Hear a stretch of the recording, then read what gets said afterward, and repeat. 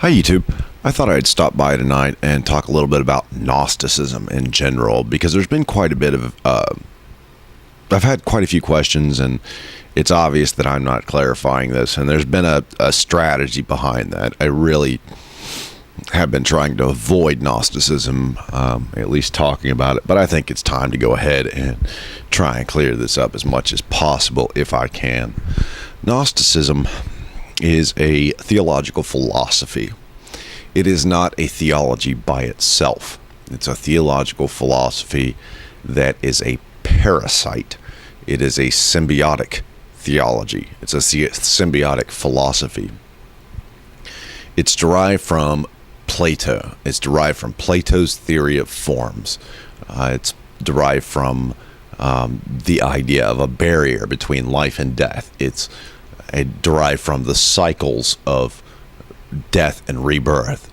With Platonic Gnosticism, you're talking about reincarnation generally, but the theory of forms and the land of forms ends up being something that you would call heaven. Now, what the Gnostics did is they took all of that, all of Plato's theories from the Republic, Timaeus, Phaedo, and especially the allegory of the cave. The allegory of the cave, which I have not really talked about, and I should have talked about months ago. What they've decided, what the Gnostics decided, is that, that basically God can be known. God can be known. And how would God be known? Well, God would be known by observation, essentially, where you'd have to determine what God has created and what is the nature of these things that he has created, because in the land of forms there's the perfect version of that, in essence. So when we're talking about the perfect chair or the perfect computer, there's going to be a form of that, in essence. But it was a little bit different than that, because we're really talking about major forms. We're talking about the form of light. We are talking about the form of wind, spirit, or air. We're talking about the form of intellect and psyche and those sorts of things. We're talking about souls with Platonic Gnosticism. And this all comes from Platonism, all of it. And what happens is this theology is born that's called Gnosticism. And it's not really a theology by itself, because what it really requires is a understanding of creation mythology. It requires, what they're trying to decide is what was the nature of God before creation, and what would therefore be the nature of God now. And it's their understanding of the world that determines their understanding of God, because the world is a very poor copy of heaven. And so you get into all this crazy cosmology, and where you talk about Aristotelian cosmology, where you have these kind of clear shells that the planets go around in, and then you've got, at the upper level, you've got what is called another version of heaven, essentially, where that's the shell that all the stars travel in. So you've got that kind of cosmology, and people base their theology off that cosmology, or they base it in the creation accounts of Hesiod or Homer.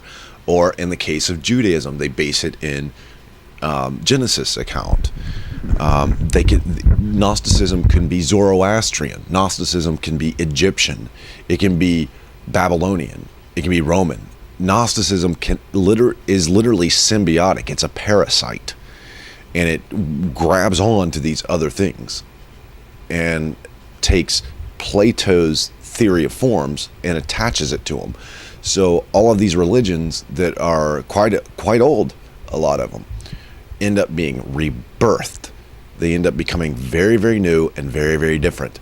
And when we talk about Christianity and Judaism, one of the biggest differences between Christianity and Judaism is that Christianity is all about heaven, hell, and Satan and all that stuff. Well, and Judaism is not. Well, where did it come from? Well, it came from Gnosticism. Gnosticism had attached itself to Judaism probably by 150, 100 BCE, somewhere around there. The Maccabees might have been Gnostics. The Daniel author may have been Gnostic. Philo is definitely Gnostic, and he's just before Christianity, basically, before any of the Christian text, anyway. Somewhere 20 to 50 CE, obviously, and another person that doesn't mention Jesus at all. But he's thoroughly Gnostic. He believes in one God. Gnosticism is not about polytheism at all. Gnosticism is about what is the nature of the one God. All the other stuff is secondary, and Plato said that the one God was good.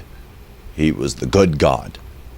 So you had all these levels of good until you got to the good God. He was not what we would call a moral relativist. He believed that there was an ultimate objective morality, and it's in the ultimate good God. And what the Jews said is that the ultimate good God is Yahweh. What the Zoroastrians said is that the ultimate good God is Ahura Mazda. You see what I'm getting at? The Gnosticism is not a theology by itself. It's a theological philosophy that grabs onto other stuff. And then it starts exchanging ideas, etc., etc. So when we get into the first century and we're talking about cults like Christianity, or if we're talking about other cults like the cult of Mithras, or the cult of Isis or Dionysus, or the cult of Caesar, or Serapion, or Saturninus, or any of that stuff, there is an excellent chance that every one of those is Gnostic. Every blasted one of them is. Because Gnosticism does not have its own, it doesn't have its own gods. It borrows other people's gods and grabs onto their religions, and it grabs onto their creation accounts.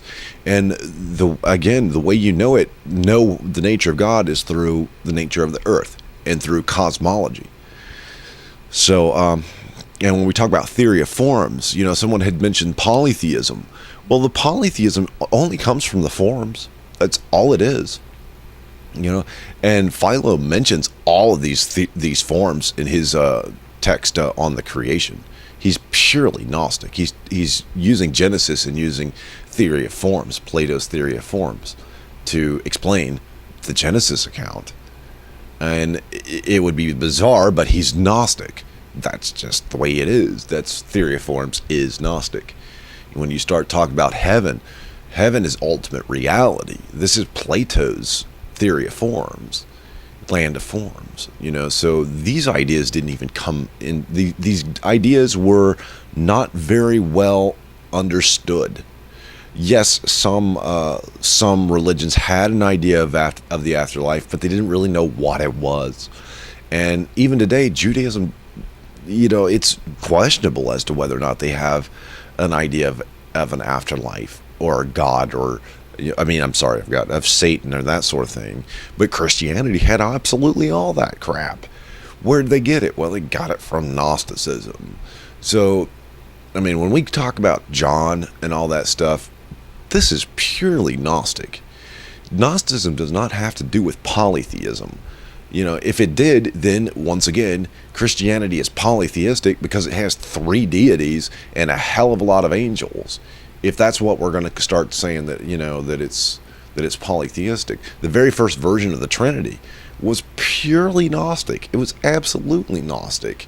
It was the Logos Jesus, it was Yahweh, and it was which I think Yahweh was probably spirit in that particular one. I can't remember. But then there's Sophia, wisdom, which is the barrier between life and death. It's 100% Platonic. Every damn bit of it. It's just Platonic. So I wanted to throw that out there because I know there's confusion about Gnosticism, and I apparently am going to have to talk quite a lot about Gnosticism to clear this up, because that's a pretty big deal. But anyhow, I think I'm going to get off here. Another 10-minute video, second in today. Isn't that awesome? Thanks, folks. I'll talk to you later. Bye.